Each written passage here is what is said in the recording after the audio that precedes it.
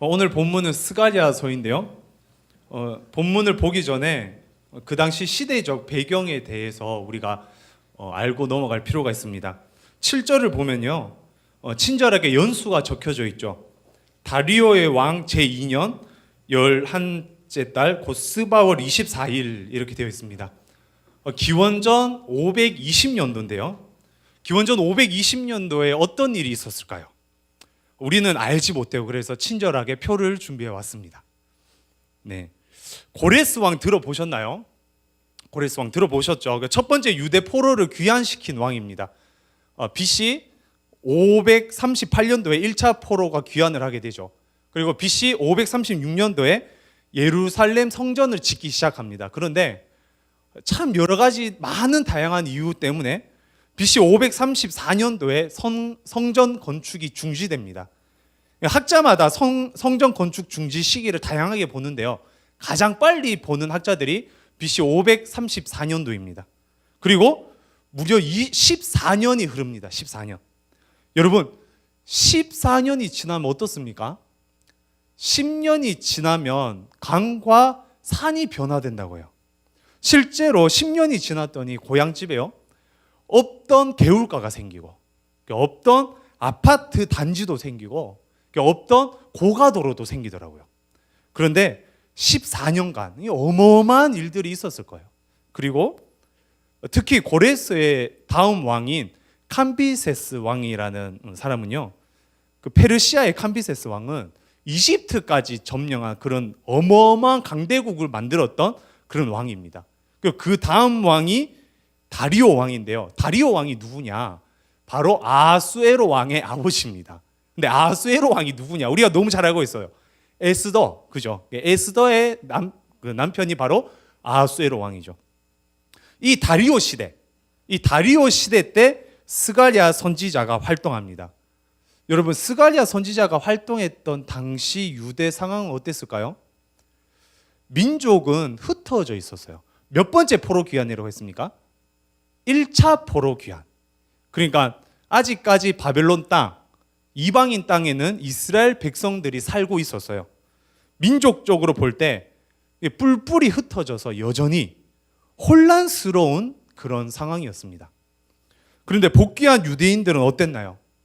복귀한 유대인 이들의 상황에 대해서 동시대에서 사역했던 학개 선지자는 그때의 상황을 이렇게 진단합니다. 학개서 1장 9절 말씀인데요. 나 만군의 여호와가 말하노라. 이것이 무슨 까닭이냐? 내 집은 황폐하였으되. 누구의 집은요? 하나님의 집은 황폐하였을 때 너희는 각각 자기 집을 짓기 위하여 빨랐습니다. 성전을 짓거나 신앙 회복하는 데 힘을 쓴 것이 아니라 자기 집 짓기 바빴어요. 다시 말해서 신앙적으로 자리 잡지 못했던 시기가 바로 스가랴 선지자의 시기입니다. 영적으로 침체된 시기였죠.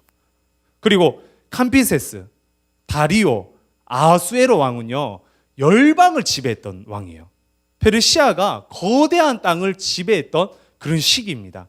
세계 열방은 유대인들과 비교했을 때 너무 크고 높고 위대했어요. 자, 어떤 상황이었는지 정리해 봅시다. 민족적으로는요, 뿔뿔이 흩어져서 혼란스러운 상황이었고, 신앙적으로는 침체되어 있는 상황이었습니다. 그리고 외교적으로는 거대한 나라에 소속되어 있는 한없이 힘없고 작은 민족, 나라도 아니에요. 나라도 아닌 민족 중 하나에 불과했습니다. 여러분, 포로에서 귀환하면 잘 돼야 되는 거 아닙니까? 70년 동안 고생했어요. 70년 동안 고생했으면 하나님께서 눈에 보이는 은혜를 주셔야 됩니다. 그런데 전혀 나아질 기미가 보이지 않습니다. 성전 건축은 자리만 마련하고 망해버립니다. 열방은 점점 더 강력해지고, 상대적으로 이스라엘은, 하나님의 민족이라는 이스라엘은 점점 더 약해집니다. 포로에서 귀환하면 다 잘 될 줄 알았는데 전혀 잘 되지 않습니다. 아니, 오히려 더 상황이 나빠집니다. 이런 상황이 몇 년 동안 지속됐냐? 14년. 14년 동안 침체와 위기가 지속돼요. 잘 될 것 같은데 잘 안 되고, 풀릴 것 같은데 잘 안 풀리는, 그런 상황이 여러분 14년 동안 지속되면 어떨까요? 포기라는 단어밖에 떠오르지 않습니다. 오기가 생겨서 오기를 부리는 것도 한두 번인지 포기가 흔한 시기, 이것이 바로 스가랴 선지자가 활동했던 시대적 배경입니다. 여러분, 우리의 상황과 비교했을 때 어떻습니까? 저와 여러분의 상황과 스가랴 선지자가 활동했던 그 상황이 좀 유사한 공통 분모가 있진 않습니까? 잘 될 것 같은데 잘 안 되고, 풀릴 것 같은데 잘 안 풀리고, 내가, 우리 가족이, 혹은 우리 자녀들이, 혹은 믿음의 공동체에 있는 우리 성도들이 잘 될 것 같은데 잘 안 되는 이런 침체의 시기에 놓여 있지는 않습니까? 풀릴 것 같은데 안 풀리는 상황, 이 유일한 돌파구인 영적으로도 침체되어 있는 상황, 이 상황에서 이 지금의 우리의 상황과 한국의 상황과 유사해 보이는 이런 상황에서 하나님께서 선지자 스가랴를 통해 말씀하십니다. 이런 시대적 배경을 전제하여 오늘 말씀 속으로 들어가 봅시다. 우리 8절 눈으로 따라와 보세요.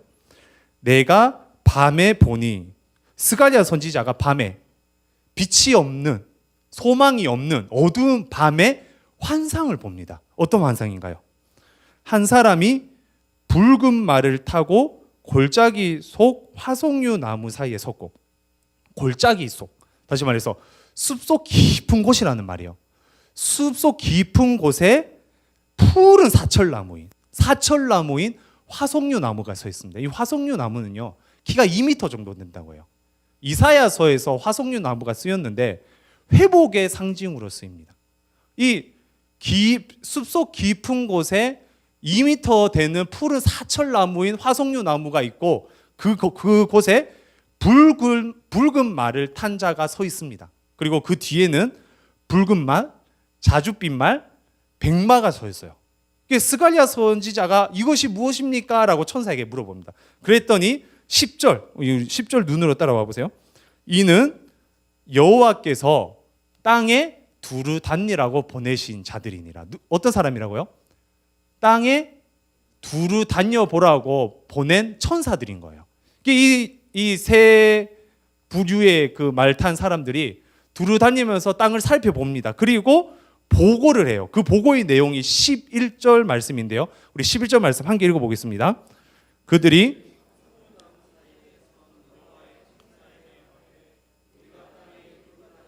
온 땅이 평안하고 조용하더이다 하더라.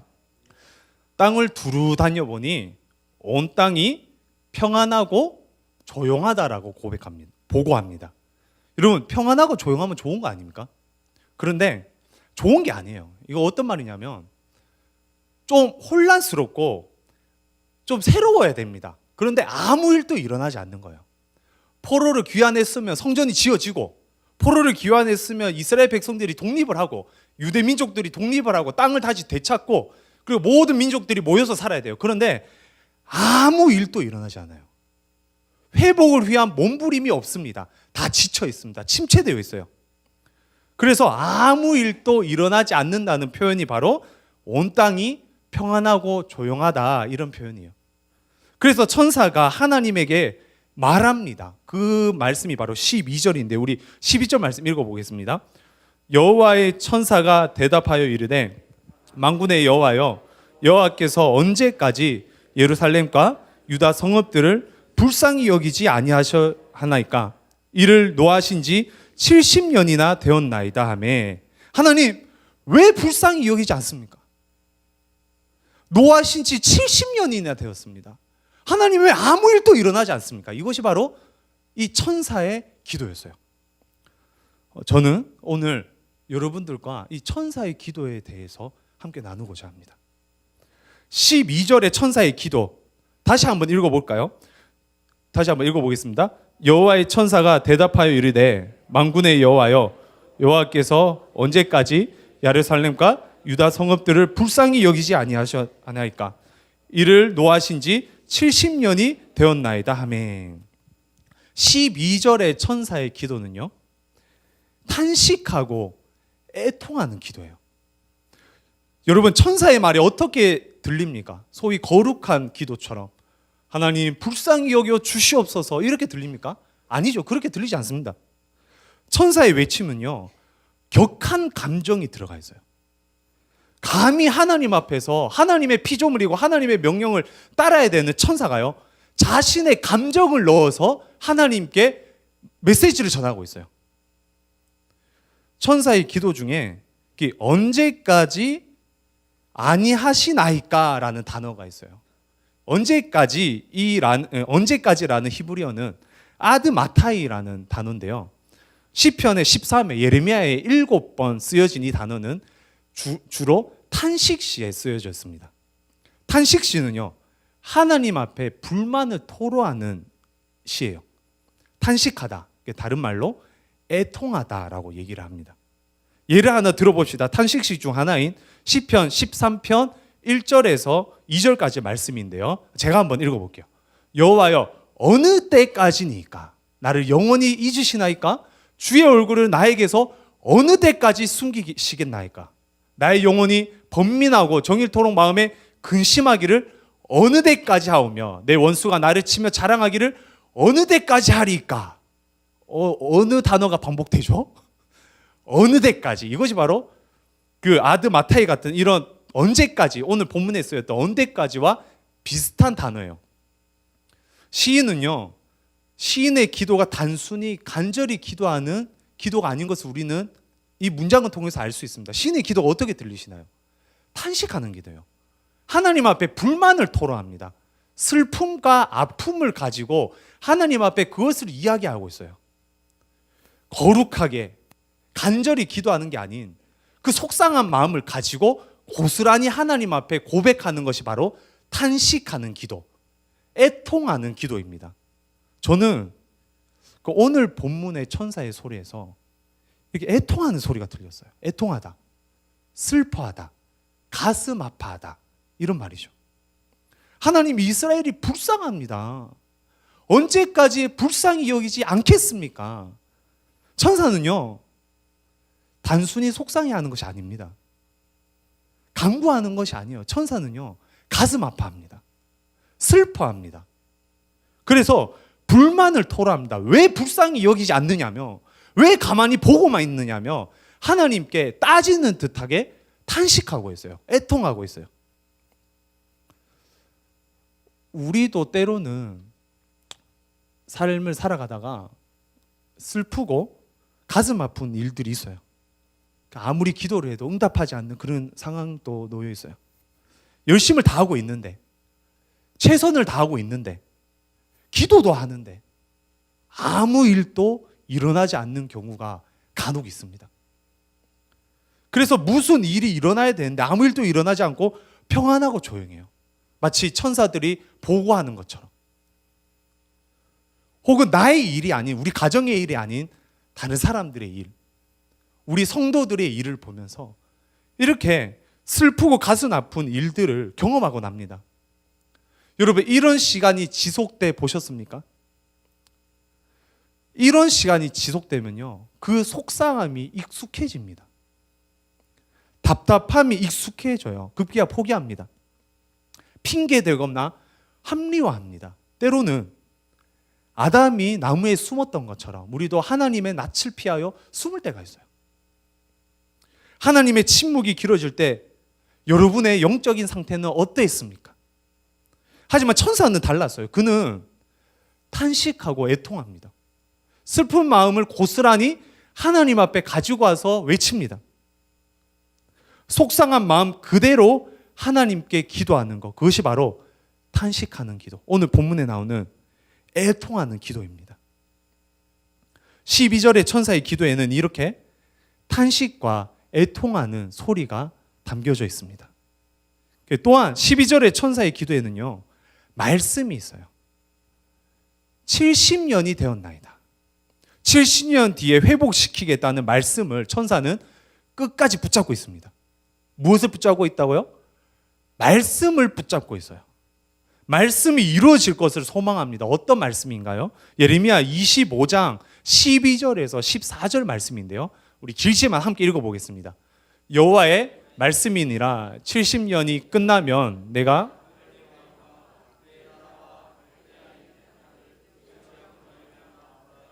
영원히 폐허가 되게 하되 내가 그 땅을 향하여 선언한 바 곧 예레미야가 모든 민족을 향하여 예언하고 이 책에 기록한 나의 모든 그 땅에 임하게 하리라. 그리하여 네, 여기까지 읽어도 상관없습니다. 몇 년이라고요? 70년. 70년 뒤에 어떻게 합니까? 열방이 망하고 이스라엘을 회복시켜 주겠다는 거예요. 간단해요. 열방이 망하고 이스라엘을 회복시켜 주겠다. 그런데 스가랴가 활동했던 당시에 70년이 지나 포로가 귀환했는데 회복이 일어납니까? 안 일어납니까? 안 일어나요. 근데 스가랴가 무엇을 붙잡고 기도합니까? 70년 뒤에 회복된다는 이 말씀을 붙잡고 기도하는 거예요. 포로 귀환 후 18년이 지났는데, 성전 건축의 중지 후 14년이 지났는데 그는 타성에 젖어 있지 않습니다. 그는 하나님의 말씀을 붙잡고 기도합니다. 천사는 말씀을 가지고 애통합니다. 말씀을 가지고 애통했다는 것이 어떤 말입니까? 천사는 사람 앞에서 슬퍼하는 것이 아니에요. 그냥 허공에 대고 무작정 외치는 것이 아니에요. 바로 하나님 안에서, 하나님의 품 안에서 슬퍼합니다. 말씀을 가지고 애통하는 것은 간단합니다. 하나님 안에서 슬퍼하는 거예요. 천사는요, 하나님 안에서 애통합니다. 오늘 금요기도에 나온 사랑하는 성도님들, 이 천사의 기도가 우리의 기도가 되길 간절히 소망합니다. 하나님께 나의 마음을 가식적으로 가지고 나가지 맙시다. 하나님 앞에는 솔직하게 나가야 돼요. 그냥 있는 그대로 나아가야 돼요. 애통하는 심령을 그대로 가지고 나아갑시다. 그리고 말씀을 붙잡고 나아갑시다. 혹시 지금 처한 어두움에 한 줄기 빛이 되는 말씀이 없습니까? 그렇다면 하나님 말씀해 달라고 기도합시다. 말씀을 가지고 애통하며 하나님께 나아가는 성도님 되시기 주님의 이름으로 축원합니다. 이런 천사의 하나님 안에서의 애통 기도를 하나님께서 들으셨어요. 그리고 어떻게 역사하십니까? 어떻게 반응하십니까? 짧게 몇 구절만 살펴봅시다. 우리 13절인데요. 읽어보진 않았지만 13절 우리 함께 읽어볼까요? 여호와께서 내게 말하는 천사에게 선한 말씀, 위로하는 말씀으로 대답하시더라. 어떤 말씀으로 대답하신다고요? 선한 말씀, 위로하는 말씀. 이 버릇없는 천사, 왜 나한테 따져? 이렇게 얘기하는 게 아니죠. 어떻게 한다고요? 선한 말씀, 위로하는 말씀으로 하나님께서 말씀하십니다. 하나님 안에 애통할 때 하나님께서 위로해 주십니다. 15절입니다. 15절 함께 읽어볼까요? 아니란 여러 나라들 때문에 심히 진노하나니 나는 조금 노하였거늘 그들은 힘을 내어 고난을 더하였음이라. 이스라엘을 괴롭힌 여러 나라들 때문에 하나님께서 심히 진노하신대요. 외교적으로 거대한 나라의 괴롭힘을 당했지만 하나님께서는 이 거대한 나라를 진노한다고 약속하셨어요. 다시 말해서 외교적인 회복을 하나님께서 약속하십니다. 그리고 16절 하반절 말씀인데요. 예루살렘 위에 먹물이 처지리라. 성전 건축에 대한 약속이에요. 신앙적으로 전혀 자리 잡지 못하고 있었어요. 14년 동안 성전 건축이 중지됐어요. 그런데 하나님께서는 약속하십니다. 성전 건축을 다시 시작하겠다고 약속하세요. 신앙의 회복을 약속하십니다. 그리고 17절에 회복의 구체적인 약속을 하신대요. 우리 함께 읽어보겠습니다.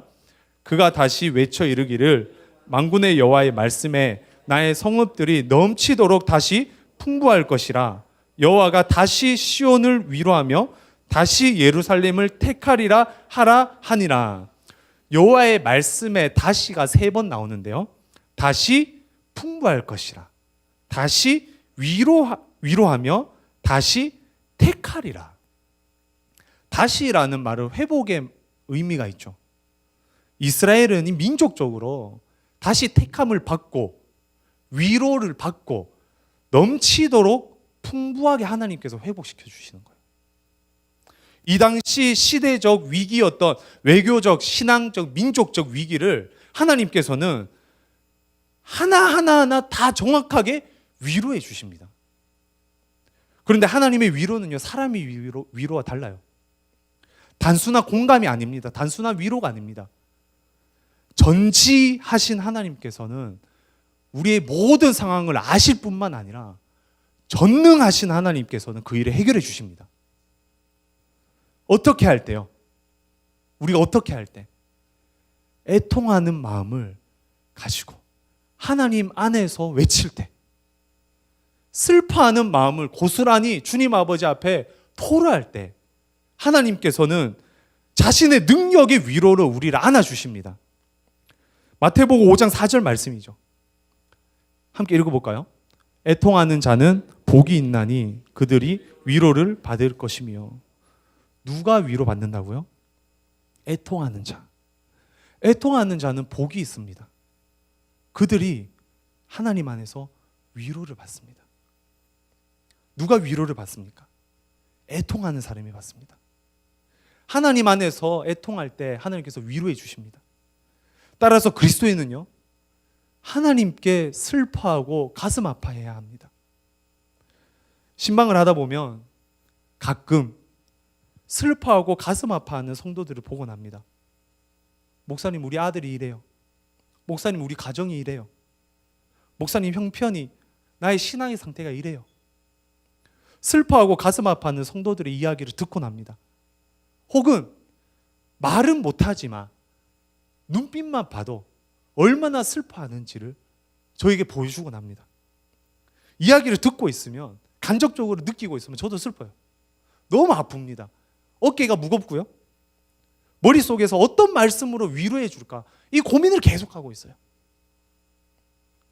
이 죄 많은 목사도 이렇게 속상해하고 아파하는데, 하물며 우리 하나님은 사랑하는 아들, 딸인 저와 여러분의 그 애통하는 소리에 어떻게 반응하실까요? 속이 뒤집어지시지 않겠습니까? 너 이런 심정이구나. 생각보다 많이 힘들구나. 힘든 거 알았는데 이런 고민이 있었구나. 그래, 내가 갈게. 조금만 기다려. 내가 너를 안아줄게. 이런 마음 아니실까요? 그래서 하나님께 애통하는 자는요, 하나님께서 위로해 주시는 겁니다. 하나님의 위로는요, 능력이 위로예요. 단순히 감정의 위로가 아닙니다. 우리 주님은 전능하신 하나님이십니다. 그래서 하나님께서는 위로하실 때 우리에게 복을 더해 주세요. 애통하는 자는 복이 있나니. 우리가 그냥 기도랍시고 많은 말을 하기 때문에 마음이 시원해지는 것이 아니에요. 하나님께서 들으시고 능력의 위로를 베풀어 주십니다. 우리가 도저히 상상할 수 없는 방식으로 저와 여러분을 위로해 주고 싶어 하세요. 하나님 안에서 애통합시다. 그것이 바로 그리스도인의 특권입니다. 기도 자리는요, 거룩한 말로 하나님께 고백하는 자리가 아니라 하나님께 상한 심령을 가지고 애통하는 자리입니다. 무슨 기도 제목을 가지고 금요 기도회에 나오셨습니까? 오늘 금요 기도회가 그냥 평안하고 조용한 금요 기도가 되지 않았으면 좋겠습니다. 하나님 안에서 애통합시다. 하나님 안에서 슬퍼하고 가슴 아파합시다. 우리 가정에 그런 아픔이 있습니까? 우리 이웃들에게, 믿음의 동료들에게 그런 아픔이 있습니까? 고스란히 하나님 아버지 앞에 가지고 옵시다. 그럴 때 이 자리를 나가는 순간 하나님께서 놀라운 위로를 저와 여러분에게 해주실 줄 믿습니다.